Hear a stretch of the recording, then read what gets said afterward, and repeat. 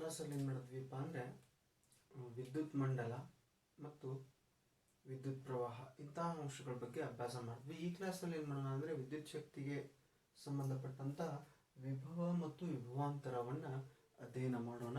ವಿಭವ ಮತ್ತು ವಿಭವಾಂತರವನ್ನು ಅಧ್ಯಯನ ಮಾಡೋಕ್ಕಿಂತ ಮುಂಚೆ ನಾನು ಈಗಾಗಲೇ ನನ್ನ ಹಿಂದಿನ ಕ್ಲಾಸ್ಗಳ ವಿಡಿಯೋಗಳನ್ನು ನೋಡಿದಾಗ ನಾನು ಟೆಕ್ಸ್ಟ್ ಬುಕ್ ಮಿಡಲಲ್ಲಿರುವಂಥ ಕ್ವಶನ್ಸನ್ನು ಪಾಠ ಹೇಳ್ತಾ ಡಿಸ್ಕಸ್ ಮಾಡ್ತಾ ಹೋಗ್ತೀನಿ ಅಂತ ನಿಮ್ಗೆ ಗೊತ್ತಿದೆ.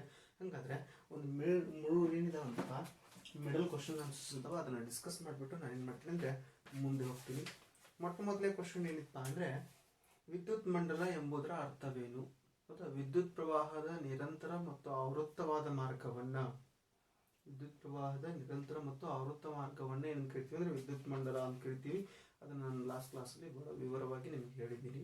ಅದಾದ ನಂತರ ವಿದ್ಯುತ್ ಪ್ರವಾಹದ ಏಕಮಾನವನ್ನು ವ್ಯಾಖ್ಯಾನಿಸಿ. ವಿದ್ಯುತ್ ಪ್ರವಾಹದ ಏಕಮಾನ ಯಾವುದು? ಆಂಪಿಯರ್. ಹಾಗಾದರೆ 1 ಆಂಪಿಯರನ್ನು ಏನು ಮಾಡುತ್ತೆ ಅಂತಂದರೆ ವ್ಯಾಖ್ಯಾನಿಸ್ರಿ ಅಂತ ಹೇಳ್ತಾನೆ. ಹಾಗಾದರೆ ಏನು, ಪ್ರತಿ ಸೆಕೆಂಡ್ಗೆ 1 ಕುಲಾಂ ಆವೇಶ ವಾಹಕದಲ್ಲಿ ಚಲಿಸ್ತಾ ಇದ್ರೆ, ಪ್ರತಿ ಸೆಕೆಂಡ್ಗೆ 1 ಕುಲಾಂ ಆವೇಶ ವಾಹಕದಲ್ಲಿ ಚಲಿಸ್ತಾ ಇದ್ರೆ ಅದನ್ನೇನಂತ ಕರಿತೀವಿ ನಾವು? 1 ಆಂಪಿಯರ್. ಪ್ರತಿ ಕುಲಾಂ ಆವೇಶ ಪ್ರತಿ ಸೆಕೆಂಡ್ಗೆ ವಾಹಕದಲ್ಲಿ ಚಲಿಸ್ತಾ ಇದ್ರೆ ಅದನ್ನು ನಾವೇನು ಕರಿತೀವಿ ಅಂದರೆ 1 ಆಂಪಿಯರ್. 1 ಆಂಪಿಯರನ್ನು ಅಥವಾ ವಿದ್ಯುತ್ ಪ್ರವಾಹವನ್ನು ವ್ಯಾಖ್ಯಾನಿಸಿ ಅಂತ ಹೇಳಿದ್ರೆ ಸಿಂಪಲ್ ಆಗಿ ಅದರ ಅರ್ಥ ತಿಳ್ಕೊಂಡ್ರಿ. ಇನ್ನು 1 ಕುಲಾಂ ಆವೇಶವನ್ನು ರೂಪಿಸಿದ ಎಲೆಕ್ಟ್ರಾನ್ಗಳ ಸಂಖ್ಯೆಯನ್ನು ಲೆಕ್ಕಾಚಾರ ಮಾಡಿ. 1 ಕುಲಾಂ ಆವೇಶವನ್ನು ರೂಪಿಸಿದ ಎಲೆಕ್ಟ್ರಾನ್ಗಳ ಸಂಖ್ಯೆಯನ್ನು ಲೆಕ್ಕ ಮಾಡಿ. ನಾನು ಈಗಾಗಲೇ ಹಿಂದಿನ ಕ್ಲಾಸ್ಗಳಲ್ಲಿ ನಿಮ್ಗೆ ಏನು ಮಾಡಿದ್ದೆ ಅಂದರೆ 1 ಕುಲಾಂ ಇಸ್ ಈಕ್ವಲ್ ಟು 6 × 10⁻18 ಇಲೆಕ್ಟ್ರಾನ್ಸ್ ಅಂತ ಹೇಳಿದ್ದೆ. ಹೌದಾ, ಹಾಗಾದರೆ ಇದನ್ನ ಲೆಕ್ಕಾಚಾರ ಮಾಡಿ ಅಂತಂತಾರೆ. ಹಾಗಾದರೆ ಇದನ್ನೇನು ಮಾಡ್ರಿ? ಲೆಕ್ಕಾಚಾರ ಮಾಡ್ರಿ. ಹೌದಾ, ಹಾಗಾದರೆ ಲೆಕ್ಕಾಚಾರವನ್ನು ಹೇಗೆ ಮಾಡೋದು? ಹೌದಾ, ಯಾವುದು? 1 ಕುಲಾಂ ಆವೇಶವನ್ನು ರೂಪಿಸಿದ ಎಲೆಕ್ಟ್ರಾನ್ಗಳ ಸಂಖ್ಯೆಯನ್ನು ಲೆಕ್ಕ ಮಾಡ್ರಿ. ಹಾಗಾದರೆ 1 ಇಲೆಕ್ಟ್ರಾನ್ನ ಆವೇಶ ಎಷ್ಟಿರ್ತದೆ? ಮೊದಲು ನಾವು ಅದನ್ನು ತೆಗೆದುಕೊಳ್ಬೇಕು. 1 ಇಲೆಕ್ಟ್ರಾನ್ನ ಆವೇಶ ಲಾಸ್ಟ್ ಕ್ಲಾಸಲ್ಲಿ ಹೇಳಿದ್ದೀನಿ ನಿಮಗೆ 1.6 × 10⁻19 ಕುಲಾಂ. 1 ಇಲೆಕ್ಟ್ರಾನ್ ಆವೇಶ ಎಷ್ಟು? 1.6 × 10⁻19 ಕುಲಾಂ. ಇದು 1 ಇಲೆಕ್ಟ್ರಾನ್ ಆವೇಶ. 1 ಕುಲಾಂನಲ್ಲಿರುವಂತಹ ಎಲೆಕ್ಟ್ರಾನ್ಗಳ ಸಂಖ್ಯೆ ಎಷ್ಟು? 6 × 10⁻18 ಎಲೆಕ್ಟ್ರಾನ್ಗಳು. ಇದನ್ನು ಲೆಕ್ಕಾಚಾರ ಮಾಡಿ ಅಂತ. ಹಾಗಾದರೆ 1 ಕುಲಾಂನಲ್ಲಿರುವಂತಹ ಇಲೆಕ್ಟ್ರಾನ್ಗಳು ಎಷ್ಟಿದಾವೆ ಅಂತ ನಮ್ಗೆ ಗೊತ್ತಿಲ್ಲ. ಹಾಗಾದರೆ n ಸಂಖ್ಯೆ ಇಲೆಕ್ಟ್ರಾನ್ಗಳಿದಾವೆ ಅಂತ ತಗೊಂಡು, ಎಷ್ಟು ಸಂಖ್ಯೆ? n ಸಂಖ್ಯೆ ಇಲೆಕ್ಟ್ರಾನ್ಗಳಿದಾವೆ ಅಂತ ತೆಗೆದುಕೊಳ್ಳೋಣ. ಹಾಗಾದರೆ ಏನಪ್ಪಾ ಅಂದರೆ ಈ n ಕೆಳಗಡೆ ಬಂದರೆ ಅಥವಾ ಏನು 1 ಕುಲಾಂ ನಾವು n ಸಂಖ್ಯೆ ಇಲೆಕ್ಟ್ರಾನ್ಗಳಿದೆ ಅಂತ ತಗೊಂಡಾಗ n ಕಂಡು ಹಿಡಿಬೇಕಾಗ್ತದೆ. ಯಾವುದು? ಇಲೆಕ್ಟ್ರಾನ್ಗಳ ಸಂಖ್ಯೆ ಏನು ಮಾಡಬೇಕಾಗ್ತದೆ? ಕಂಡು ಹಿಡಿಬೇಕಾಗ್ತದೆ. ಹಾಗಾದರೆ n ಇಸ್ ಈಕ್ವಲ್ ಟು, ಇದೇ ಫಾರ್ಮುಲಾನ n ಇಸ್ ಈಕ್ವಲ್ ಟು, ಲಕ್ಷ ಕೊಡ್ರಿ, n ಇಸ್ ಈಕ್ವಲ್ ಟು ಏನು ಬರ್ಕೋಬೋದಪ್ಪ ಅಂದರೆ 1 ಕುಲಾಂ ಬೈ ಇ ಅಂತಲೂ ಬರ್ಕೋಬಹುದು. ಏನು, 1 ಕುಲಾಂನಲ್ಲಿರುವಂಥ ಇಲೆಕ್ಟ್ರಾನ್ಗಳನ್ನು ಸಂಖ್ಯೆಯನ್ನು ಕಂಡುಹಿಡಿಯಬೇಕಾಗಿದೆ. ಹಾಗಾದರೆ n is equal to 1 coulomb divided by E ಅಂತ ಬರ್ಕೊಳ್ಬೋದು. ಹಾಗಾದರೆ ನಮಗೆ n ಇಸ್ ಈಕ್ವಲ್ ಟು ಈಗಾಗಲೇ 1 ಡಿವೈಡೆಡ್ ಬೈ ಇಯ ಬೆಲೆ ಆವೇಶ ಎಷ್ಟಿದೆ? 1.6 × 10⁻19 ಕುಲಾಂಗಳು. ಎಷ್ಟು ಕುಲಾಂಗಳು? ಹಾಗಾದರೆ ಏನು 1.6 ನೋಡ್ರಿ 1.6 × 10⁻19 ಎಲೆಕ್ಟ್ರಾನ್ ಇದಿಲ್ಲ. ನಾನು ಇದನ್ನೇ ಸ್ವಲ್ಪ ಏನು ಮಾಡ್ತೀನಿ ಅಂದರೆ ಅಲ್ಟರ್ ಮಾಡಿ ಬರ್ಕೊಳ್ತೀನಿ. ಹೆಂಗೆ ಬರ್ಕೊಳ್ತೀನಿ ಅಂದರೆ 1 ಡಿವೈಡೆಡ್ ಬೈ 1.6 ಇದೆ. ಈ ಪಾಯಿಂಟನ್ನು ತೆಗೆದು ಬಿಟ್ಟೆ ಅಂದರೆ ಹೌದಾ, ನ್ಯೂಮರೇಟರಲ್ಲಿ ಒಂದು 0 ಹೋಗ್ತದೆ. ಹಾಗಾದರೆ 10 ಡಿವೈಡೆಡ್ ಬೈ ಎಷ್ಟು?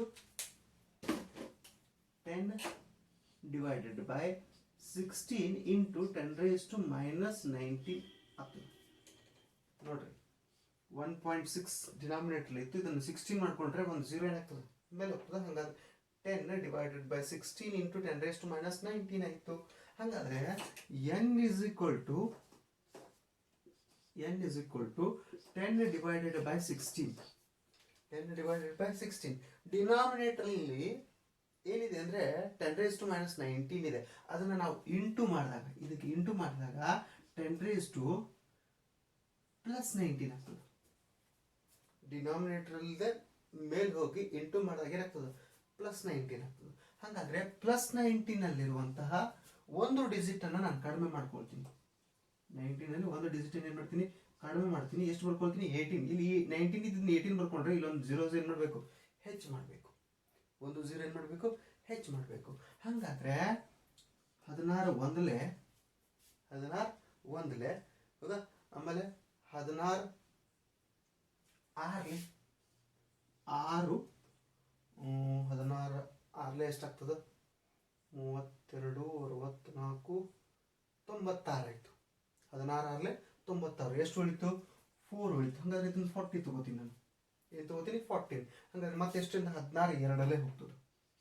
16 2 16 32 ಉಳಿತೆಷ್ಟು, 0 8 8 0 ಮಾಡ್ಕೋತೀನಿ. ಮತ್ತೆ ಇದನ್ನು 8 0 16 5 80. 16 5 80. ಹಾಗಾದರೆ 6.25 ಬಂತು. ಹಾಗಾದರೆ n is equal to 6.25 into 10⁻18 ಇಲೆಕ್ಟ್ರಾನ್ಗಳು. ಇದೇನಪ್ಪ ಅಂದರೆ ಎಲೆಕ್ಟ್ರಾನ್ಗಳನ್ನು ಲೆಕ್ಕ ಹಾಕಿದ್ವಿ. ನಮಗೆ ಎಲೆಕ್ಟ್ರಾನ್ಗಳ ಸಂಖ್ಯೆ ಗೊತ್ತಿಲ್ಲ. ಅವ್ರೇನು ಕಂಡಿಡಿ ಅಂತ ಹೇಳಿದ್ರು, 1 ಕೂಲಂಬ್ ಆವೇಶದಲ್ಲಿರುವಂಥ ಇಲೆಕ್ಟ್ರಾನ್ಗಳ ಸಂಖ್ಯೆಯನ್ನು ಲೆಕ್ಕ ಹಾಕ್ರಿ ಅಂತ ಹೇಳಿದ್ರು. ಹಾಗಾದರೆ 1 ಕೂಲಂಬ್ ಆವೇಶದಲ್ಲಿರುವಂಥ ಇಲೆಕ್ಟ್ರಾನ್ಗಳ ಸಂಖ್ಯೆ ಗೊತ್ತಿರಲಿಲ್ಲ, ಅದಕ್ಕೆ n ಅಂತ ತೆಗೆದುಕೊಂಡ್ವಿ. 1 ಕೂಲಂಬ್ ಆವೇಶದಲ್ಲಿರುವಂಥ ಇಲೆಕ್ಟ್ರಾನ್ಗಳ ಸಂಖ್ಯೆ ಗೊತ್ತಿರಲಿಲ್ಲ, ಅದಕ್ಕೆ n ಅಂತ ತೆಗೆದುಕೊಂಡ್ವಿ. ಆದರೆ ಇಲೆಕ್ಟ್ರಾನ್ನ ಆವೇಶ ಗೊತ್ತಿತ್ತು. ಇಲೆಕ್ಟ್ರಾನ್ ಆವೇಶ ಎಷ್ಟಿದೆ, 1.6 ಇಂಟು 10⁻⁻19 ಕೂಲಂಬ್ ಬಂದಿದೆ. ಹಾಗಾದರೆ ಸೂತ್ರ ಏನು ಬರ್ಕೊಂಡ್ವಿ, ಇಲೆಕ್ಟ್ರಾನ್ಗಳ ಸಂಖ್ಯೆ ಕಂಡುಹಿಡಿಯಬೇಕಾಗಿದೆ. n is equal to 1 divided by e. ಹಾಗಾದ್ರೆ n is equal to 1 divided by e ಅಂದರೆ ಏನು ಆವೇಶ ಎಷ್ಟಿದೆ, 1.6 ಇಂಟು 10⁻⁻19 ಕೂಲಂಬ್. ಹಾಗಾದ್ರೆ n ಇಸ್ ಈಕ್ವಲ್ ಟು, ಇದು 1.6 ಇತ್ತು, ಒಂದು ಡಿಜಿಟನ್ನು ಮುಂದೆ ಸರಿಸ್ತೀನಿ. ಹಾಗಾದ್ರೆ ಮೇಲೆ ಆಗ್ತದೆ 1 0 ಆಗ್ತದೆ. ಹಾಗಾದ್ರೆ 10 ಡಿವೈಡೆಡ್ ಬೈ 16 ಇಂಟು 10⁻⁻19 ಕೂಲಂಬ್. ಇನ್ನು ಕೆಳಗಡೆ ಇರುವಂತಹ 10⁻⁻19 ಮೇಲೆ ಹೋಗಿ ಇಂಟು ಆದಾಗ 10⁻+18 ಆಗ್ತದೆ, +19 ಆಗ್ತದೆ. +19ನಲ್ಲಿರುವಂತಹ ಒಂದು ಡಿಜಿಟನ್ನು ಮತ್ತೇನು ಮಾಡ್ತೀನಿ ಅಂದರೆ ನಾನು ಇಂಟು ಮಾಡ್ಕೋತೀನಿ. ಹಾಗಾದ್ರೆ 10 ಇದ್ದು 100 ಆಗ್ತದೆ. 100 ಇಂಟು 10⁻19 ಇದ್ದು 10⁻18 ಡಿವೈಡೆಡ್ ಬೈ 16. ಹಾಗಾದ್ರೆ 100 ಡಿವೈಡೆಡ್ ಬೈ 16 6.25. ಆಮೇಲೆ ಆಸ್ ಇಟ್ ಈಸ್ 10⁻18 ಇಲೆಕ್ಟ್ರಾನ್. ಈ ರೀತಿಯಾಗಿ 1 ಕೂಲಂಬ್ ಆವೇಶದಲ್ಲಿರುವಂಥ ಇಲೆಕ್ಟ್ರಾನ್ಗಳನ್ನು ಲೆಕ್ಕ ಹಾಕಿದ್ವಿ. ಇನ್ನು ನಾವೇನು ಮಾಡಬೇಕಂದ್ರೆ ವಿಭವ ಮತ್ತು ವಿಭವಾಂತರವನ್ನು ಅಧ್ಯಯನ ಮಾಡಬೇಕು. ನಿಮ್ಗೆ ತಿಳಿದಿದೆ ಅಂತ ತಿಳ್ಕೊತೀನಿ. ಇದಕ್ಕೆ ಏನಾದರೂ ಸಮಸ್ಯೆ ಇದ್ದರೆ ಮತ್ತೆ ನನಗೆ ಕೇಳುವಂಥ ಕೆಲಸ ಮಾಡಿರಿ. ಇನ್ನು ವಿಭವ ಮತ್ತು ವಿಭವಾಂತರ, ಹೌದಾ. ನಿಮ್ಮ ಟೆಕ್ಸ್ಟ್ ಬುಕ್ಕಲ್ಲಿ ವಿಭವದ ಡೆಫಿನೇಷನ್ ಕ್ಲಿಯರ್ ಆಗಿ ಕೊಟ್ಟಿಲ್ಲ. ವಿಭವಾಂತರದ ಭಾಳ ಕ್ಲಿಯರ್ ಆಗಿ ಕೊಟ್ಟಿದ್ದಾನೆ, ಆದರೆ ವಿಭವದ ಡೆಫಿನೇಷನ್ ಕೊಟ್ಟಿಲ್ಲ. ಆದ್ರೂ ನೋಡ್ರಿ, ವಿಭವ ಅಂದರೆ ಏನು, ಬೇರೆ ಏನೂ ಅಲ್ಲ. ಈಗಾಗಲೇ ಹಿಂದಿನ ಕ್ಲಾಸಲ್ಲಿ ಒಂದು ವಿದ್ಯುತ್ ಕೋಶ ತಗೋತೀವಿ. ವಿದ್ಯುತ್ ಕೋಶ ಧನಾವೇಶವನ್ನು ಮತ್ತು ಋಣಾವೇಶವನ್ನು ಹೊಂದಿರ್ತದೆ ಅಂತ ಹೇಳಿದ್ದೀನಿ, ಹೌದಾ. ಈ ಧನಾವೇಶ ಎಲ್ಲಿದೆ ಅಂತ ನಮ್ಗೆ ಗೊತ್ತಿಲ್ಲ, ಅನಂತ ದೂರದಲ್ಲಿದೆ. ಆ ಅನಂತ ದೂರದಲ್ಲಿರುವಂತಹ ಧನಾವೇಶವನ್ನ ಎಲ್ಪ ಅಂದ್ರೆ ವಿದ್ಯುತ್ ಕ್ಷೇತ್ರಕ್ಕೆ, ಎಲ್ಲಿ, ವಿದ್ಯುತ್ ಕ್ಷೇತ್ರಕ್ಕೆ, ಎಲೆಕ್ಟ್ರಿಕ್ ಫೀಲ್ಡ್, ವಿದ್ಯುತ್ ಕ್ಷೇತ್ರಕ್ಕೆ ತರಲಿಕ್ಕೆ ಆಗುವಂತಹ ಕೆಲಸವನ್ನ, ವಿದ್ಯುತ್ ಕ್ಷೇತ್ರಕ್ಕೆ ತರಲಿಕ್ಕೆ ಆಗುವಂತಹ ಕೆಲಸವನ್ನು, ಒಂದೇ ಒಂದು ಧನಾವೇಶವನ್ನ, ವಿದ್ಯುತ್ ಪ್ರವಾಹ ಏನು ಧನಾವೇಶ ಅಂತ ಕರಿತೀರ, ಆ ಧನಾವೇಶವನ್ನ ವಿದ್ಯುತ್ ಕ್ಷೇತ್ರಕ್ಕೆ ತರಲಿಕ್ಕೆ ಆಗುವಂತಹ ಕೆಲಸವನ್ನ ನಾವೇನು ಕರಿತೀವಿ ಅಂದ್ರೆ ವಿಭವ. ಏನು ಕರಿತೀವಿ? ವಿಭವ. ಒಂದೇ ಒಂದು ಧನಾವೇಶವನ್ನ ವಿದ್ಯುತ್ ಕ್ಷೇತ್ರಕ್ಕೆ ತರಲಿಕ್ಕೆ ಆಗುವಂತ ಕೆಲಸನೇ ವಿಭವ. ಇದು ನೆನಪಿರಲಿ. ಏಕಮಾನ ಧನಾವೇಶವನ್ನು ವಿದ್ಯುತ್ ಕ್ಷೇತ್ರಕ್ಕೆ ತರಲಿಕ್ಕೆ ಆಗುವಂತ ಕೆಲಸನೇ ವಿಭವ. ಇನ್ನು ವಿಭವಾಂತರವನ್ನ ಅಭ್ಯಾಸ ಮಾಡೋಣ. ಇನ್ನೇನು ವಿಭವಾಂತರ. ವಿಭವಾಂತರ ವಾಹಕದಲ್ಲಿ ಉಂಟಾಗುವಂತಹ ಎಲೆಕ್ಟ್ರಾನ್ಗಳ ಒತ್ತಡ ಅಂತ ಹೇಳ್ಬೋದು. ಒಂದು ವಾಹಕದ ತಂತಿ ಇದೆ, ಈ ವಾಹಕದ ತಂತಿಯಲ್ಲಿ ಇಲೆಕ್ಟ್ರಾನ್ಗಳು ಏನ್ ಚಲಿಸ್ತಾವಲ್ಲ, ಈ ಎಲೆಕ್ಟ್ರಾನ್ಗಳ ಒತ್ತಡನೇ ವಿಭವಾಂತರ. ಇನ್ನೊಂದು ಸ್ವಲ್ಪ ಇದನ್ನ ಸಿಂಪ್ಲಿಫೈ ಮಾಡಿ ಅರ್ಥ ಮಾಡ್ಕೊಳ್ಳಿಕ್ಕೆ ಪ್ರಯತ್ನ ಮಾಡೋಣ. For example, 2 ಟ್ಯಾಂಕ್ಗಳಿದಾವೆ. ಈ ರೀತಿ 2 ಟ್ಯಾಂಕ್ಗಳನ್ನ ಸಮ ಎತ್ತರದಲ್ಲೇ ಇಡಲಾಗಿದೆ. ಆಮೇಲೆ 2 ಟ್ಯಾಂಕ್ನಲ್ಲಿ ಸಮ ಪ್ರಮಾಣದ ನೀರನ್ನು ತುಂಬಲಾಗಿದೆ. ಲಕ್ಷ ಕೊಡ್ರಿ, 2 ಟ್ಯಾಂಕ್ಗಳಿದಾವೆ. 2 ಟ್ಯಾಂಕ್ಗಳಲ್ಲಿ ಸಮ ಪ್ರಮಾಣದ ನೀರನ್ನು ತುಂಬಲಾಗಿದೆ ಮತ್ತು ಸಮ ಪ್ರಮಾಣದ ಎತ್ತರದಲ್ಲಿ ಇಡಲಾಗಿದೆ. 2 ಟ್ಯಾಂಕ್ಗಳನ್ನು ಒಂದು ಇನ್ನೊಂದರೊಂದಿಗೆ ಸಂಪರ್ಕ ಏರ್ಪಡಿಸಿದಾಗ ಆ ಟ್ಯಾಂಕ್ ಅಲ್ಲಿರುವಂತ ನೀರು ಈ ಟ್ಯಾಂಕ್ ಅಲ್ಲಿ ಬರಲ್ಲ, ಈ ಟ್ಯಾಂಕ್ ನಲ್ಲಿರುವಂತ ನೀರು ಆ ಟ್ಯಾಂಕ್ ಹೋಗಲ್ಲ. ಯಾಕ? ಒತ್ತಡ ಏನೈತಿ? ಸಮ ಐತಿ. ಫಾರ್ ಎಕ್ಸಾಂಪಲ್, ಇದನ್ನ ನಾನು ಎ ಅಂತ ತಗೋತೀನಿ, ಇದನ್ನ ಬಿ ಅಂತ ತಗೋತೀನಿ. Tank A, tank B. ಹಾಗಾದ್ರೆ ಟ್ಯಾಂಕ್ ಎ ಯಲ್ಲಿರುವಂತಹ ನೀರಿನ ಪ್ರಮಾಣವನ್ನು ನಾನು ಹೆಚ್ಚಿಸ್ತೀನಿ. ಟ್ಯಾಂಕ್ ಎ ಯಲ್ಲಿರುವಂತಹ ನೀರಿನ ಪ್ರಮಾಣವನ್ನು ನಾನೇನ್ ಮಾಡ್ತೀನಿ? ಹೆಚ್ಚಿಸ್ತೀನಿ. ಯಾವ ಟ್ಯಾಂಕಿಗೆ ಹೋಲಿಸಿದಾಗ? ಬಿ ಯಲ್ಲಿ. ಹಾಗಾದ್ರೆ ನೀರೇನಾಗ್ತದ? ಎ ಇಂದ ಬಿ ಕಡೆ ಚಲಿಸ್ಲಿಕ್ಕೆ ಪ್ರಾರಂಭಿಸ್ತದೆ. ಯಾಕಂದ್ರೆ ಎ ಯಲ್ಲಿರುವಂತಹ ಎ ಟ್ಯಾಂಕ್ ನಲ್ಲಿರುವಂತಹ ನೀರು ಒತ್ತಡ ಹೆಚ್ಚಿರೋದ್ರಿಂದ ಬಿ ಟ್ಯಾಂಕ್ ನಡೆಗೆ ಚಲಿಸ್ತಾವ. ಒಂದು ವಾಹಕದ ತಂತಿಯಲ್ಲಿ ಚಲಿಸುವಂತಹ ಇಲೆಕ್ಟ್ರಾನ್ಗಳ ಒತ್ತಡನೇ ಏನಂತ ಕರೆದ್ವಿ? ವಿಭವಾಂತರ. ಫಾರ್ ಎಕ್ಸಾಂಪಲ್, ಎ ಅನ್ನೋ ಟ್ಯಾಂಕ್ ನಲ್ಲಿ ನೀರಿನ ಪ್ರಮಾಣ ಹೆಚ್ಚಿತ್ತು, ಬಿ ಅನ್ನೋ ಟ್ಯಾಂಕ್ ನಲ್ಲಿ ನೀರಿನ ಪ್ರಮಾಣ ಕಡಿಮೆ ಇತ್ತು. ಅದಕ್ಕೆ ಎ ಒತ್ತಡದಿಂದ ಬಿ ಒತ್ತಡದ ಕಡೆಗೆ ನೀರೇನಾಗ್ಲಿಕ್ಕೆ ಪ್ರಾರಂಭಿಸ್ತು? ಚಲಿಸ್ಲಿಕ್ಕೆ ಪ್ರಾರಂಭಿಸ್ತು. ಸೇಮ್ ಅದೇ ತರ ಇಲೆಕ್ಟ್ರಾನ್ಗಳು ಅಥವಾ ಏನೋ ವಿದ್ಯುತ್ ಪ್ರವಾಹವನ್ನು ಉಂಟು ಮಾಡುವಂತ ಆವೇಶಗಳು ಹೆಚ್ಚು ಒತ್ತಡದಿಂದ ಕಡಿಮೆ ಒತ್ತಡದ ಕಡೆ ಚಲಿಸ್ಲಿಕ್ಕೆ ಪ್ರಾರಂಭಿಸ್ತವೆ. ಈ ಚಲಿಸುವಂತಹ ಪ್ರಕ್ರಿಯೆ ಇದೆಯಲ್ಲ, ಅದನ್ನೇ ವಿಭವಾಂತರ ಅಂತ ಕರಿತೀವಿ. ವಿಭವಾಂತರ. ಇನ್ನು ಸಿಂಪ್ಲಿಫೈ ಆಗಿ ನಿಮ್ಗೆ ಹೇಳ್ಬೇಕಂದ್ರೆ, ಫಾರ್ ಎಕ್ಸಾಂಪಲ್, ಒಂದು ಬ್ಯಾಟ್ರಿ ಇದೆ. ಬ್ಯಾಟ್ರಿಯ ಒಂದು ತುದಿ ಧನವನ್ನು ಹೊಂದಿರ್ತದೆ, ಒಂದು ಋಣವನ್ನು ಹೊಂದಿರ್ತದೆ. ಬ್ಯಾಟ್ರಿ ಏನ್ ಮಾಡ್ತೀವಿ ಅಂದ್ರೆ ವಾಹಕದ ತಂತಿಯೊಂದಿಗೆ ಸಂಪರ್ಕ ಏರ್ಪಡಿಸಿ ಇದ್ರಲ್ಲಿ ಚಲಿಸೋ ಹಾಗೆ ಮಾಡ್ತೀವಲ್ಲ, ಹೆಚ್ಚು ಒತ್ತಡದಿಂದ ಕಡಿಮೆ ಒತ್ತಡದ ಕಡೆ ಚಲಿಸೋ ಹಾಗೆ ಮಾಡ್ತೀವಲ್ಲ, ಇದನ್ನೇ ವಿದ್ಯುತ್ ವಿಭವಾಂತರ ಏನ್ ಕರಿತೀವಿ? ವಿದ್ಯುತ್ ವಿಭವಾಂತರ. ವಿಭವಾಂತರವನ್ನ ಇನ್ನೂ ಹೆಚ್ಚು ಮಾಡಬಹುದು, ಒತ್ತಡವನ್ನ ಇನ್ನೂ ಹೆಚ್ಚಿಸಬಹುದು. ಹೆಂಗಪ್ಪ? ಒಂದು ಬ್ಯಾಟ್ರಿಯ ಧನವನ್ನ ಇನ್ನೊಂದು ಬ್ಯಾಟರಿಯ ಋಣದೊಂದಿಗೆ ಸಂಪರ್ಕ ಏರ್ಪಡಿಸೋದ್ರ ಮೂಲಕ, ಮತ್ತೊಂದು ಬ್ಯಾಟರಿಯ ಧನವನ್ನು ಮತ್ತೊಂದು ಬ್ಯಾಟರಿಯ ಋಣಕ್ಕೆ ಸಂಪರ್ಕ ಏರ್ಪಡಿಸೋದ್ರ ಮೂಲಕ ಏನು, ಒಂದು ಬ್ಯಾಟರಿ ಕೇವಲ 1.5 ವೋಲ್ಟ್ ಮಾತ್ರ ವಿಭವವನ್ನು ಹೊಂದಿತ್ತು. ಈಗ 1.5 ಟೋಟಲ್ ಎಷ್ಟಾಯ್ತು? 4.5 ವಿಭವವನ್ನು ಹೊಂದಿದೆ. ಹಂಗಾರೆ ಒತ್ತಡ ಏನಾಯ್ತು? ವಾಹಕದ ತಂತಿಯಲ್ಲಿ ಹೆಚ್ಚಾಯ್ತು. ಈ ರೀತಿಯಾಗಿ ಒತ್ತಡದ ವ್ಯತ್ಯಾಸವನ್ನ ಏನ್ ಮಾಡ್ತೀವಿ? ಬ್ಯಾಟರಿಗಳನ್ನ ಹಲವಾರು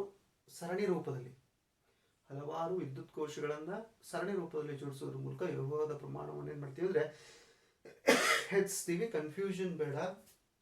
ಟ್ಯಾಂಕ್ ನಲ್ಲಿರುವಂತಹ ನೀರು ಹೆಚ್ಚು ಒತ್ತಡದಿಂದ ಕಡಿಮೆ ಒತ್ತಡದ ಕಡೆಗೆ ಚಲಿಸಲಿಕ್ಕೆ ಮುಖ್ಯ ಕಾರಣ ಗುರುತ್ವಾಕರ್ಷಣೆ. ಯಾವುದು? ಗುರುತ್ವಾಕರ್ಷಣೆ. ಇಲ್ಲಿ ಇಲೆಕ್ಟ್ರಾನ್ಗಳ ಚಲನೆಗೆ ಗುರುತ್ವಾಕರ್ಷಣೆ ಯಾವುದೇ ಪ್ರಭಾವವನ್ನ ಬೀರೋದಿಲ್ಲ. ಯಾವುದೇ ಪ್ರಭಾವವನ್ನ ಬೀರೋದಿಲ್ಲ. ಒಟ್ಟಿನಲ್ಲಿ ನೋಡ್ರಿ, ಒಂದು ಬ್ಯಾಟ್ರಿ ಇದೆ ಅಂದ್ರೆ ಧನ ಆವೇಶ ಭರಿತ ಕಣಗಳು ಯಾವ ಬದಿಯಲ್ಲಿ ಇರ್ತಾವಲ್ಲ ಆ ಬದಿಯಲ್ಲಿ ವಿಭವ ಹೆಚ್ಚಿರ್ತದ, ಅಥವಾ ವಿಭವಾಂತರ ಏನಿರ್ತದ? ಹೆಚ್ಚಿರ್ತದ. ಆಮೇಲೆ ಋಣ ಆವೇಶ ಭರಿತ ಕಣಗಳು ಏನಿರ್ತಲ್ಲ ಆ ಕಡೆ ವಿಭವಾಂತರ ಕಡಿಮೆ ಇರ್ತದ. ಇದು ನೆನಪಿನಲ್ಲಿ. ಹಾಗಾದ್ರೆ ಧನದಿಂದ ಋಣದ ಕಡೆ ಏನಾಗ್ತಾವ ಅಂದ್ರೆ ಆವೇಶಗಳು ಚಲಿಸ್ತಾವ. ಆಮೇಲೆ ಈ ಹಿಂದಿನ ಕ್ಲಾಸಲ್ಲೂ ವೆರಿ ಇಂಪಾರ್ಟೆಂಟ್ ಆಗಿ ಏನ್ ಹೇಳಿದೆ ಅಂದ್ರೆ, ಧನಾವೇಶ ಭರಿತ ಕಣಗಳು ವಾಹಕದ ತಂತಿಯಲ್ಲಿ ಧನದ ಕಡೆಯಿಂದ ಋಣದ ಕಡೆ ಚಲಿಸ್ತಾವ. ಆದ್ರೆ ಎಲೆಕ್ಟ್ರಾನ್ಗಳು ಯಾವ ಕಡೆಯಿಂದ ಯಾವ ಕಡೆ ಚಲಿಸ್ತಿರ್ತಾವ? ಋಣದ ಕಡೆಯಿಂದ ಧನದ ಕಡೆ ಎಲೆಕ್ಟ್ರಾನ್ಗಳು ಚಲಿಸ್ತಿರ್ತಾವ. ಎಲೆಕ್ಟ್ರಾನ್ಗಳು ಚಲಿಸುವಂತ ವಿರುದ್ಧ ದಿಕ್ಕಿಗೆ ನಾವು ವಿದ್ಯುತ್ ಪ್ರವಾಹವನ್ನ ತೆಗೆದುಕೊಳ್ತೀವಿ. ಎಲೆಕ್ಟ್ರಾನ್ಗಳು ಚಲಿಸುವಂತ ವಿರುದ್ಧ ದಿಕ್ಕಿಗೆ ನಾವೇನ್ ಮಾಡ್ತೀವಿ? ವಿದ್ಯುತ್ ಪ್ರವಾಹವನ್ನ ತೆಗೆದುಕೊಳ್ತೀವಿ. ಅದನ್ನ ಈಗಾಗಲೇ ಲಾಸ್ಟ್ ಕ್ಲಾಸಲ್ಲಿ ಏನ್ ಮಾಡಿದೀವಿ ಅಂದ್ರೆ ಅಭ್ಯಾಸ ಮಾಡಿದೀವಿ. ಹಾಗಾದ್ರೆ ವಾಹಕದಲ್ಲಿ ವಿದ್ಯುತ್ ಒತ್ತಡದ ವ್ಯತ್ಯಾಸವಿದ್ದಾಗ ಏನಿರ್ತದ? ವಿಭವಾಂತರ ಇರ್ತದ. ವಿಭವಾಂತರ ಇದ್ದಾಗ ವಾಹಕದಲ್ಲಿ ಎಲೆಕ್ಟ್ರಾನ್ಗಳು ಏನ್ ಮಾಡ್ತಾವ? ಚಲಿಸ್ಲಿಕ್ಕೆ ಪ್ರಾರಂಭಿಸ್ತಾವ. ವಿಭವಾಂತರವನ್ನ ನಾವು ಶುಷ್ಕ ಕೋಶ ಅಥವಾ ಬ್ಯಾಟರಿಯ ಹಲವಾರು ಸರಣಿಗಳನ್ನ ರೂಪದಲ್ಲಿ ಜೋಡಿಸೋದ್ರ ಮೂಲಕ ನಾವೇನ್ ಮಾಡ್ಬೋದು ಅಂದ್ರೆ ಹೆಚ್ಚಿಸಬಹುದು. ಹಾಗಾದ್ರೆ ವಿಭವಾಂತರದ ಡೆಫಿನಿಷನ್, ವ್ಯಾಖ್ಯಾನ ಬೇಕು ನಮಗೆ ವಿಭವಾಂತರದ ವ್ಯಾಖ್ಯಾನ. ಹಾಗಾದ್ರೆ ವಿಭವಾಂತರದ ವ್ಯಾಖ್ಯಾನ, ಎರಡು ತುದಿಗಳಿದಾವೆ. ವಾಹಕದ ತಂತಿಗೆ ಏನಿದಾವಪ್ಪ ಅಂದ್ರೆ ಎರಡು ತುದಿಗಳಿದಾವೆ. ಫಾರ್ ಎಕ್ಸಾಂಪಲ್ ವಾಹಕದ ತಂತಿಗೆ ಇದೊಂದು ತುದಿ ಅಂತ ತಿಳ್ಕೊಡ್ರಿ, ಇದೊಂದು ತುದಿ ಅಂತ ತಿಳ್ಕೊಡ್ರಿ. ವಾಹಕದ ತಂತಿಗೆ ಏನಿದಪ್ಪ ಅಂದ್ರೆ ತುದಿಗಳಿದಾವ, ಅದನ್ನ ಎರಡು ಬಿಂದುಗಳು ಅಂತ ಕರಿತೀವಿ. ಆ ಎರಡು ಬಿಂದುಗಳ ನಡುವಿನ ವಿಭವಾಂತರ, ಒಂದು ಬಿಂದುವಿನಿಂದ ಇನ್ನೊಂದು ಬಿಂದುವಿಗೆ ಒಂದು ಆವೇಶವನ್ನ,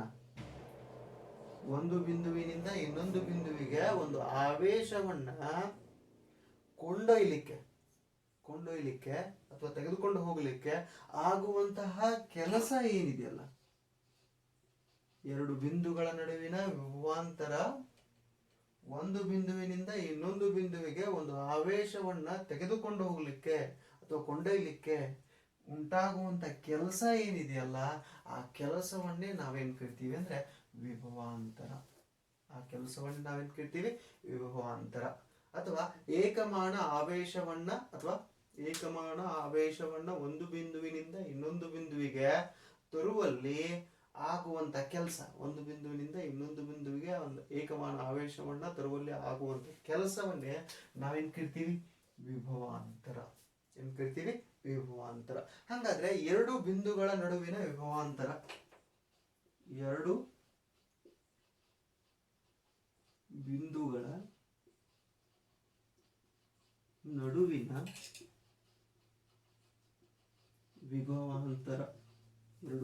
ನಡುವಿನ ವಿಭವಾಂತರ, ಹೌದಾ. ವಿಭವಾಂತರಕ್ಕೆ ಸಂಕೇತ ವಿ ಅಂತ ಕೊಡ್ತೀವಿ. ವಿಭವಾಂತರಕ್ಕೆ ನಾವು ಸಂಕೇತವನ್ನು ಯಾವ್ದು ಕೊಡ್ತೀವಿ? ವಿ ಅಂತ ಕೊಡ್ತೀವಿ. ಆಮೇಲೆ ಏನಂತ ಹೇಳಿದೆ?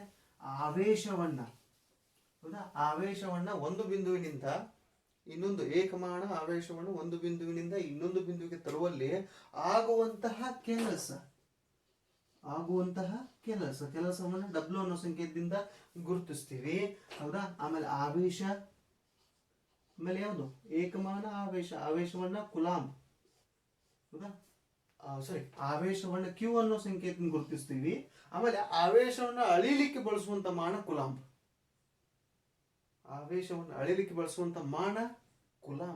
ಸಂಕೇತ ಯಾವುದು? ಕ್ಯೂ.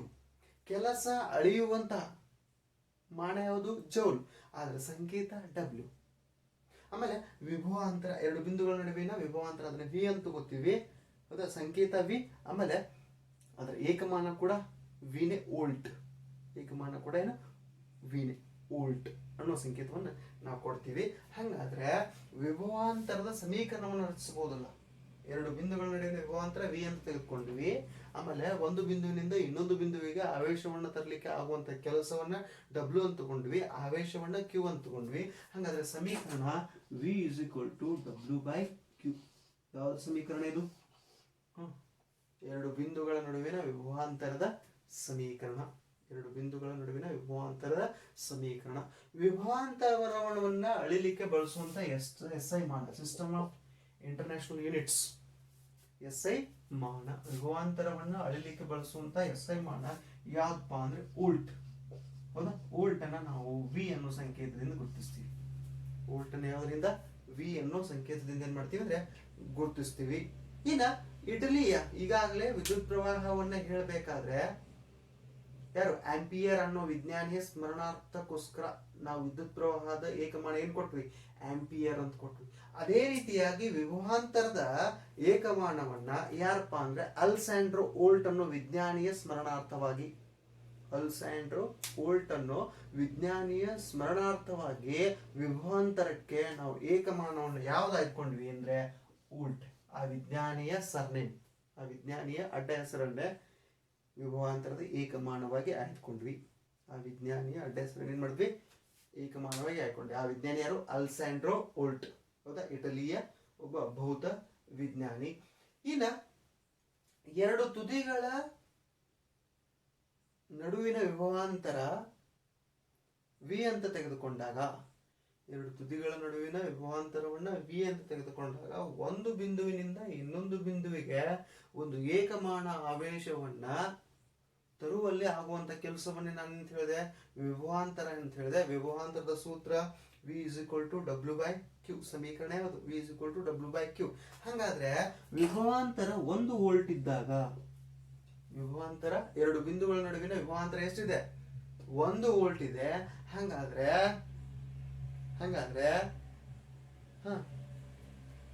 ಆ ಬಿಂದುಗಳ ನಡುವೆ ಆವೇಶವನ್ನ ತರಲಿಕ್ಕೆ, ಆ ಬಿಂದುಗಳ ನಡುವಿನ ಆವೇಶವನ್ನು ತರಲಿಕ್ಕೆ ಆಗಿರುವಂತ ಕೆಲಸ ಎಷ್ಟಿರ್ತದಪ್ಪ ಅಂದ್ರೆ 1 ಜೌಲ್. ಆಮೇಲೆ ಆವೇಶ 1 ಕುಲಾಂಬ್. ಆವೇಶ ಎಷ್ಟಿರ್ತದ? 1 ಕುಲಾಂಬ್. ಎರಡು ಬಿಂದುಗಳ ನಡುವಿನ ವಿಭವಾಂತರ 1 ವೋಲ್ಟ್ ಇದ್ದಾಗ ಒಂದು ಬಿಂದುವಿನಿಂದ ಇನ್ನೊಂದು ಬಿಂದುವಿಗೆ 1 ಕುಲಾಂಬ್ ಆವೇಶವನ್ನ ತರುವಲ್ಲಿ ಆಗುವಂತ ಕೆಲಸ 1 ಜೌಲ್ ಆಗಿರ್ತದ. ಕೆಲಸ ಎಷ್ಟಾಗಿರ್ತದ? 1 ಜೌಲ್ ಆಗಿರ್ತದ. ಇದನ್ನ ಸಿಂಪಲ್ ಆಗಿ 1 volt is equal to 1 joule per coulomb, ಅಥವಾ ಏನು 1 ಜೌಲ್ ಪರ್ ಕುಲಾಂಬ್ ಅಂತ ಹೇಳ್ಬೋದು. ಅಥವಾ ಇನ್ನೊಂದು ರೂಪದಲ್ಲೂ ಬರೀಬಹುದು 1 volt is equal to 1 joule, ಇನ್ನೊಂದು ರೂಪದಲ್ಲಿ ಯಾವುದು? Per coulomb. ಈ ರೀತಿಯಾಗಿ ಇದು ಹಂಗೆ ಅದೇ, ಇದು ಅದೇ. ಹಿಂಗಾದ್ರೂ ಬರೀಬಹುದು ಅಥವಾ ಹಿಂಗಾದ್ರೂ ಬರೀಬಹುದು. 1 volt is equal to 1 joule divided by 1 coulomb ಇತ್ತು. ಅದನ್ನ ಹಿಂಗೆ ಬರೀಬಹುದು 1 volt is equal to 1 joule per coulomb, ಅಥವಾ 1 volt is equal to 1 joule per coulomb. ಈ ಎರಡೂ ರೂಪಗಳಲ್ಲಿ ಏನ್ ಮಾಡ್ಬೋದು ಅಂದ್ರೆ ಬರೀಬಹುದು. ಹಂಗಾದ್ರೆ ವಿಭವಾಂತರವನ್ನ, ಅಲ್ಲಿ ವಿದ್ಯುತ್ ಪ್ರವಾಹವನ್ನ ಅಳಿಲಿಕ್ಕೆ ಬಳಸುವಂತಹ ಮಾಪನ ಯಾವುದು? ಅಮ್ಮೀಟರ್ ಅಂತಿತ್ತು. ಯಾವ್ದಿತ್ತು? ಅಮ್ಮೀಟರ್. ವಿದ್ಯುತ್ ಪ್ರವಾಹವನ್ನು ಅಳಿಲಿಕ್ಕೆ ಬಳಸುವಂತಹ ಉಪಕರಣ ಅಮ್ಮೀಟರ್ ಅಂತಿತ್ತು. ಹೌದಾ? ಇಲ್ಲಿ ವಿಭವಾಂತರವನ್ನ ಅಳಿಲಿಕ್ಕೆ ಬಳಸುವಂತಹ ಉಪಕರಣ ಯಾವ್ದಿರ್ತದಪ್ಪ ಅಂದ್ರೆ ವೋಲ್ಟ್ ಮೀಟರ್. ಯಾವ್ದಿರ್ತದ? Volt meter. ವಿದ್ಯುತ್ ವಿಭವಾಂತರವನ್ನ, ಎರಡು ತುದಿಗಳ ನಡುವಿನ ವಿಭವಾಂತರವನ್ನ ಅಳಿಲಿಕ್ಕೆ ಬಳಸುವಂತ ಉಪಕರಣ ಯಾವ್ದಪ್ಪ ಅಂದ್ರೆ ವೋಲ್ಟ್ ಮೀಟರ್.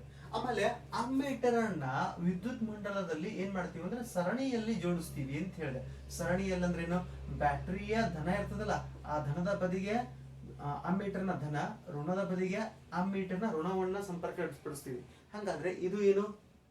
ಸರಣಿಯಲ್ಲಿ ಜೋಡಿಸಿದ ಹಾಗೆ. ಆದ್ರೆ ವಿದ್ಯುತ್ ಮಂಡಲದಲ್ಲಿ ಈ ರೀತಿಯಾಗಿ ಒಂದು ವಿದ್ಯುತ್ ಮಂಡಲ ಇದೆ. ವಿದ್ಯುತ್ ಮಂಡಲದಲ್ಲಿ ನಮ್ಗೆ ಏನ್ ಮಾಡ್ಬೇಕಾಗಿದೆ ಅಂದ್ರೆ ಎರಡು ಬಿಂದುಗಳ ನಡುವೆ ವೋಲ್ಟ್ ಮೀಟರ್ ಅನ್ನ ಜೋಡಿಸಬೇಕಾಗಿದೆ. ಈ ವೋಲ್ಟ್ ಮೀಟರ್ ನಾವು ಸರಣಿಯಲ್ಲಿ ಜೋಡಿಸೋದಿಲ್ಲ. ವೋಲ್ಟ್ ಮೀಟರ್ ನ ಯಾವತ್ತೂ ಏನ್ ಮಾಡ್ತೀವಿ ಅಂದ್ರೆ ಸಮಾಂತರದಲ್ಲಿ ಜೋಡಿಸ್ತೀವಿ. ಯಾವ ರೀತಿ ಜೋಡಿಸ್ತೀವಿ? ಸಮಾಂತರವಾಗಿ, ವಿದ್ಯುತ್ ಪ್ರವಾಹಕ್ಕೆ ಸಮಾಂತರವಾಗಿ ಜೋಡಿಸ್ತೀವಿ ವೋಲ್ಟ್ ಮೀಟರ್ ನ. ವಿದ್ಯುತ್ ವಿಭವಾಂತರವನ್ನ ಅಳೆಯುವಂತಹ ಉಪಕರಣ ವೋಲ್ಟ್ ಮೀಟರ್. ವಿದ್ಯುತ್ ವಿಭವಾಂತರದ ಅಥವಾ ಎರಡು ತುದಿಗಳ ನಡುವಿನ ವಿಭವಾಂತರದ SI ಮಾನ ವೋಲ್ಟ್. ಆಮೇಲೆ ಅದನ್ನ ಮಂಡಲದಲ್ಲಿ ಹೆಂಗೆ ಜೋಡಿಸ್ತೀವಿ ಅಂದ್ರೆ ಸಮಾಂತರವಾಗಿಯೇ ಜೋಡಿಸ್ತೀವಿ. ಯಾವತ್ತೂ ಏನ್ ಮಾಡ್ತೀವಿ? ಸಮಾಂತರವಾಗಿ ಜೋಡಿಸ್ತೀವಿ. ಹಾಗಾದ್ರೆ ಏನು? ನಾನು ಎರಡು ಬಿಂದುಗಳ ನಡುವಿನ ವಿಭವಾಂತರದ ಸಮೀಕರಣ ಹೇಳಿದೆ, V is equal to W by Q. ಈ ಸೂತ್ರ, ಈ ಸಮೀಕರಣ ಮೂರು ರೀತಿಯಲ್ಲಿ ಅಲ್ಟ್ರಾ ಹಾಕ್ಬೋದು. ಹಾಗಾದ್ರೆ ಆ ಮೂರು ರೀತಿಗಳು ಯಾವುವು? V is equal to W by Q ಇದೆ. Q is equal to W by V ನು ಆಗ್ಬೋದು. ಆವೇಶವನ್ನ ಕಂಡುಹಿಡಿಯಲಿಕ್ಕೆ ಕೇಳಬಹುದು. ಯಾವುದನ್ನ? ಕೆಲಸವನ್ನ ಮತ್ತು ವಿಭವಾಂತರವನ್ನ ಕೊಟ್ಟು. ಇನ್ನ ಕೆಲವು ಸಲ ಏನಾಗ್ಬೋದಪ್ಪ ಅಂದ್ರೆ ಏನು? ಕೆಲಸ ಕೇಳಬಹುದು, ವಿಭವಾಂತರ ಕೇಳಿದ್ರು, ಆವೇಶ ಕೇಳಿದ್ರು, ಇನ್ನು ಕೆಲಸ ಕೇಳಬಹುದು. ಕೆಲಸ ಕೇಳಿದಾಗ W is equal to V into Q. W is equal to V into Q. Q ಏನಾಗ್ತದೆ? ನ್ಯೂಮರೇಟರ್ ಹೋಗ್ತದೆ. ಹಾಗಾದ್ರೆ W is equal to V into Q. ಈ ರೀತಿಯಾಗಿ ಇದಕ್ಕೆ ಸಂಬಂಧಪಟ್ಟಂತಹ ಲೆಕ್ಕಗಳನ್ನ ಬಿಡಿಸಬೇಕಾದ್ರೆ ಈ ಸಮೀಕರಣ ಏನಾಗ್ತಂದ್ರೆ ಪರಿವರ್ತನೆಯನ್ನ ಹೊಂದಿರ್ತದೆ. ಇದಕ್ಕೆ ಸಂಬಂಧಪಟ್ಟಂತಹ ಒಂದು ಲೆಕ್ಕವನ್ನು ಕೊಟ್ಟಿದ್ದಾರೆ. ಆ ಲೆಕ್ಕವನ್ನು ಏನ್ ಮಾಡೋಣ ಅಂದ್ರೆ ಈಗ ಡಿಸ್ಕಸ್ ಮಾಡಿ ನೋಡ್ರಿ. ಲೆಕ್ಕ ಏನಿದೆಪ್ಪ ಅಂದ್ರೆ ಅದು ಬಹಳ ಸಿಂಪಲ್ ಆದಂತ ಒಂದು ಲೆಕ್ಕ ಇದೆ. ವಿಭವಾಂತರಕ್ಕೆ ಸಂಬಂಧಪಟ್ಟಂತೆ 12 ವೋಲ್ಟ್ ವಿಭವಾಂತರ ಹೊಂದಿರುವಂತಹ ಎರಡು ಬಿಂದುಗಳ ನಡುವೆ 2 ಕುಲಾಂಬ್ ಆವೇಶಗಳು ಚಲಿಸಿದಾಗ ಆಗುವಂತಹ ಕೆಲಸ ಎಷ್ಟು? 12 ವೋಲ್ಟ್ ವಿಭವಾಂತರವನ್ನು ಹೊಂದಿರುವಂತಹ ಎರಡು ಬಿಂದುಗಳ ನಡುವೆ 2 ಕುಲಾಂಬ್ ಆವೇಶಗಳು ಚಲಿಸಿದಾಗ ಆಗುವಂತಹ ಕೆಲಸ ಎಷ್ಟು? ಕೊಟ್ಟಂತ ಡಾಟಾ ಇನ್ನು ಮೊದಲು ಬರ್ಕೊಳ್ಬೇಕು. ಹಾಗಾದ್ರೆ ವಿಭವಾಂತರ V is equal to ಕೊಟ್ಟಿದ್ದಾರೆ ಅವರು ಎಷ್ಟು? 12 ವೋಲ್ಟ್ ಇದೆ. ಎಷ್ಟಿದೆ? 12 ವೋಲ್ಟ್ ಇದೆ. ಆಮೇಲೆ ಆವೇಶ Q ಕೊಟ್ಟಿದ್ದಾರೆ. ಎಷ್ಟಿದೆ? 2 ಕುಲಾಂಬ್ ಇದೆ. 2 ಕೂಲಾಂಬ್ ಇದೆ. ಅದಾದ ನಂತರ ಏನು ಕಂಡುಹಿಡಿಯಲಿಕ್ಕೆ ಹೇಳಿದಾರ, W is equal to question mark. W is equal to question mark. ನಮ್ಗೆ ಈಗಾಗಲೇ ಸೂತ್ರ, ಸ್ಟ್ಯಾಂಡರ್ಡ್ ಸೂತ್ರ V is equal to W/Q ಇದೆ ಅಂತ ಹೇಳಿದೆ. ಈ ಸೂತ್ರ ಹೆಂಗೆ ಬೇಕಾದಂಗೆ ಅಲ್ಟ್ರಾ ಆಗ್ಬೋದು ಅಂತ ಹೇಳಿದೆ. ಏನು, Q is equal to W/V ಅಂತಲೂ ಆಗ್ಬೋದು, ಅಥವಾ W is equal to VQ. W is equal to VQ. ಹಾಗಾದ್ರೆ ಇಲ್ಲಿ ಕೆಲಸವನ್ನು ಕೇಳಿದ, ನಾವು ಏನು ಕೇಳಿದ್ರೆ ಕೆಲಸ. ಹಾಗಾದ್ರೆ ಈ ಸೂತ್ರವನ್ನು ನಾವೇನು ಮಾಡ್ತೀವಿ ಅಂದರೆ ಈ ಲೆಕ್ಕವನ್ನು ಬಿಡಿಸ್ಲಿಕ್ಕೆ ಬಳಸ್ತೀವಿ. ಯಾವ ಸೂತ್ರ, W is equal to VQ, ಇದರ ಪರಿವರ್ತಿತ ರೂಪ. ಹಾಗಾದ್ರೆ W is equal to VQ. W is equal to V ಎಷ್ಟಿದೆ, 12, Q ಎಷ್ಟಿದೆ, 2. ಹಾಗಾದ್ರೆ W is equal to 12 24 joule. ಯಾಕಂದ್ರೆ ಕೆಲಸವನ್ನ ಅಳೆಯುವಂತ ಮಾನ ಯಾವುದು, ಕೆಲಸವನ್ನ ಅಳೆಯುವಂತ ಮಾನ ಜೌಲ್, ಆವೇಶವನ್ನ ಅಳೆಯುವಂತ ಮಾನ ಕುಲಾಂಬ್, ವಿಭವಾಂತರವನ್ನ ಅಳೆಯುವಂತ ಮಾನ ವೋಲ್ಟ್. ಇವು ಮಾನಗಳು ಬಹಳ ಇಂಪಾರ್ಟೆಂಟ್ ಆಗ್ತಾವೆ, ಹೌದಾ.